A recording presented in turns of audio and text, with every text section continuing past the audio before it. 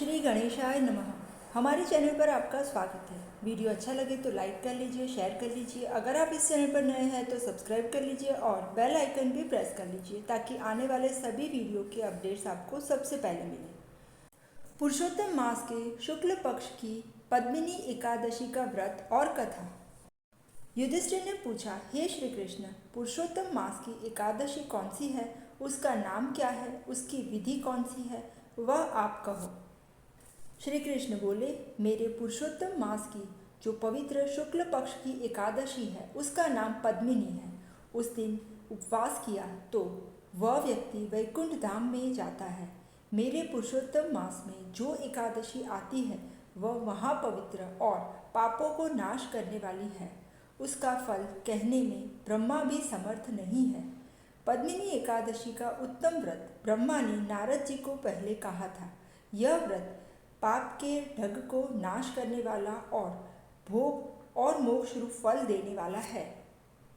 सूत पुराणी शौनकादि ऋषि को कहते हैं, श्री कृष्ण का कथन सुनकर धर्मवेत्ता युधिष्ठिर अतिशय हर्षित हुए और बोले, इस एकादशी व्रत की विधि आप हमें बताएं।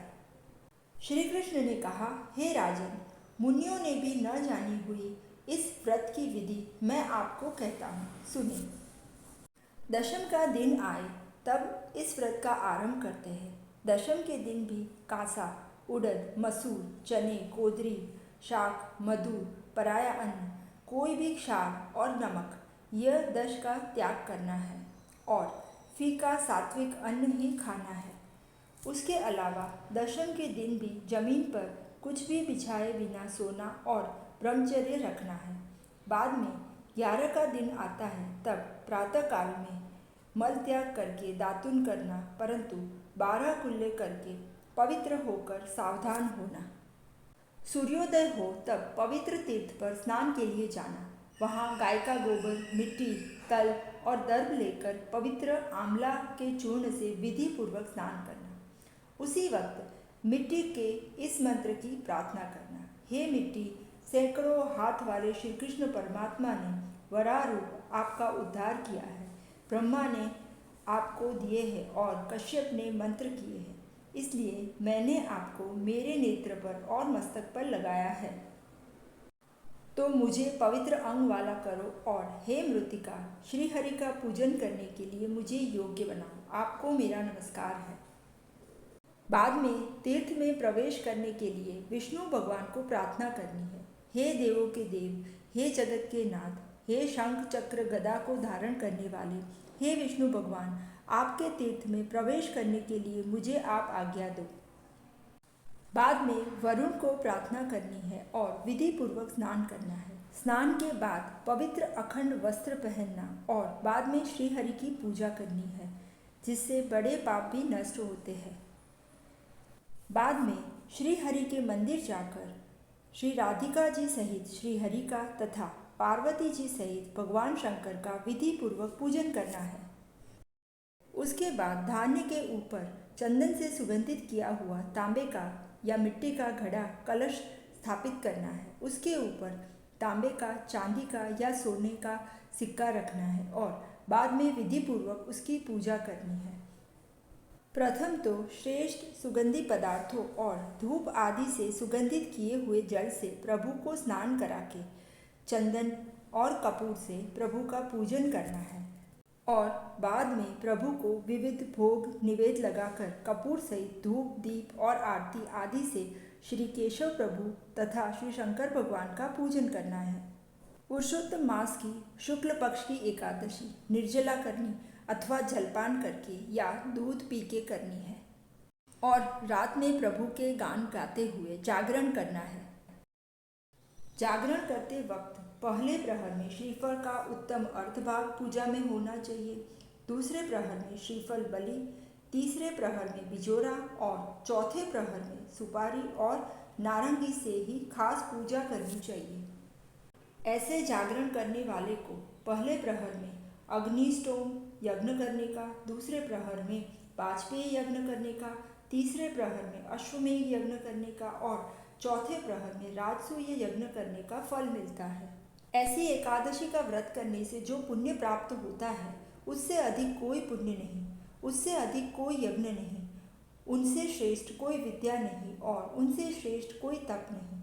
जिसने यह एकादशी का श्री हरि व्रत किया हो, उसने पृथ्वी पर जितने तीर्थ क्षेत्र और देव मंदिर हैं उन सब में स्नान और दर्शन किया हो, ऐसा मानते हैं। इस प्रकार सूर्योदय तक जागरण करना और सूर्य के उदय होने पर पवित्र तीर्थ में स्नान कर घर आकर भाव से परमेश्वर की पूजा करनी और बाद में पूर्व में कही हुई विधि अनुसार उत्तम ब्राह्मणों को दान देना और खाना खिलाना। बाद में कलश और भगवान की प्रतिमा का विधि अनुसार पूजन करके वह सर्व ब्राह्मण को दे देना। जो मनुष्य इस प्रकार एकादशी का व्रत करता है, उसे वह व्रत भोग तथा मोक्ष देने वाला होता है। हे राजन, मैंने आपको यह पुरुषोत्तम मास की शुक्ल पक्ष की एकादशी की उत्तम विधि कही। जो व्यक्ति यह पद्मिनी एकादशी का व्रत प्रेम पूर्वक करेगा, उसे सर्व व्रतों का फल मिलेगा। हे राजन, अब मैं एकादशी की सुंदर कथा कहता हूँ। पुलस्त्य ऋषि ने नारद को वह कथा विस्तार से कही थी। नारद जी का वचन सुनकर पुलस्त्य मुनि ने कहा, हे पुत्र नारद, कृतवीर्य सहस्त्रार्जुन का वृतांत मैं आपको कहता हूँ, वह सुनो। हे ब्राह्मण, पूर्व में त्रेता युग में माहिष्मती नगरी में कृतवीर्य नाम का राजा था। वह हैहय वंश में जन्मा था। उस राजा को प्रिय 1000 रानियां थीं, किंतु राज्य का भार संभाल सके ऐसा एक भी राजकुमार नहीं था। उसने देवों, पितरुओं, सिद्धों और बड़े महात्मा पुरुषों को पूजा और उनके कहने पर व्रत भी किए, फिर भी उसे पुत्र की प्राप्ति न हुई। राजा को यह भोग विलास पुत्र के बिना सुख नहीं देते थे, इसीलिए राजा ने तप में मन लगा दिया। उसने सब मंत्री को यह बात बताई। घर और राज मंत्रियों को सौंपकर अपनी मुख्य रानी के साथ वल्कल वस्त्र और जटा धारण करके वह वन में जाने के लिए तैयार हुआ। राजा को वन में जाते देखकर पद्मिनी नामक उसकी उत्तम पटरानी, जो इक्ष्वाकु कुल के हरिश्चंद्र की पुत्री और पतिव्रता थी, उसने भी वस्त्रालंकार छोड़ दिए और वल्कल धारण किए और पति के साथ गंधमादन पर्वत पर गई। राजा ने वहाँ 10,000 साल तक तपस्या की और विष्णु भगवान का ध्यान किया, फिर भी उसे राज चला सके ऐसा कोई पुत्र प्राप्त नहीं हुआ। फिर राजा की पटरानी ने महासती अनसुया से विनयपूर्वक पूछा, हे महासती, मेरे पति घोर तपस्या करते हैं। यह करते हुए 10,000 साल हो गए, फिर भी भगवान प्रसन्न नहीं हुए। तो हे महाभाग्यशाली, आप कोई ऐसा व्रत मुझे कहो जिससे भगवान मुझ पर प्रसन्न होकर मुझे महान चक्रवर्ती पुत्र प्राप्त करें। महासती अनसुया ने बताया, हे पुत्री, अधिक मास में पद्मिनी और परमा नामक 2 एकादशी आती है। उस दिन उपवास करके जागरण साथ तुझे उसका व्रत करना है, जिससे भगवान तुरंत ही प्रसन्न होंगे और तुझे पुत्र देंगे। और सती अनसुया ने रानी को व्रत की विधि भी बताई। रानी ने पूर्ण श्रद्धा से एकादशी का व्रत किया। व्रत पूरा होते ही विष्णु भगवान तुरंत ही प्रसन्न हुए। उन्होंने कहा, हे पवित्र स्त्री, तू वरदान मांग। रानी ने कहा, मेरे पति को आप बड़ा वरदान दो। बाद में भगवान विष्णु ने कृतवीर्य से कहा, हे राजेंद्र, तेरे मन की जो इच्छा है वह वरदान तू मांग ले। तेरी पत्नी ने तेरा कार्य सिद्ध करने की इच्छा से मुझे प्रसन्न किया है। भगवान विष्णु का वचन सुनकर महाराज कृतवीर्य खुश हुए और उन्होंने कहा, हे मधुसूदन, जगत के नाथ, आपके सिवा दूसरे देव, मानव, नाग, दैत्य, दानव या राक्षस जिसे जीत न सके ऐसा पुत्र मुझे दो। तथास्तु, भले ऐसा हो। ऐसा वरदान देकर विष्णु भगवान वहाँ से अदृश्य हो गए।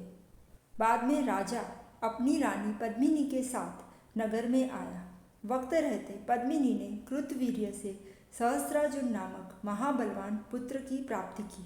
सहस्त्रार्जुन के समान तीनों लोकों में कोई मनुष्य बलवान नहीं था। उस एकादशी के प्रभाव से सहस्त्रार्जुन ने रावण को भी हराया था। श्री नारायण के बिना दूसरा कोई भी तीनों लोक में उसे जीतने को समर्थ न था। श्री कृष्ण बोले, हे राजा युधिष्ठिर, आपको मैंने पुरुषोत्तम मास की एकादशी का संपूर्ण उत्पत्ति और व्रत महात्मा कहा। जो मनुष्य वह एकादशी का व्रत करेंगे वे श्री हरि का पद पाएंगे। श्री कृष्ण भगवान का वचन सुनकर धर्मराजा युधिष्ठिर अत्यंत हर्षित हुए। उन्होंने अपने भाइयों सहित उस एकादशी का व्रत किया। सूत पुराणी ने शौनकादि ऋषियों से कहा, हे शौनक, आपने जो पूछा था वह सब मैंने आपको बताया। जो लोग इस तरह श्री पुरुषोत्तम मास का व्रत और उस मास की शुक्ल एकादशी का व्रत भक्ति से करेंगे उन्हें यह एकादशी सुख देने वाली होगी। इसके अलावा एकादशी व्रत की विधि का श्रवण करें वो भी प्रशंसा पात्र बनेंगे और जो यह कथा का पाठ और श्रवण करेंगे वह भी अवश्य श्री हरि के धाम में जाएंगे। इति श्री एकादशी कथा संपूर्ण। जय श्री कृष्ण।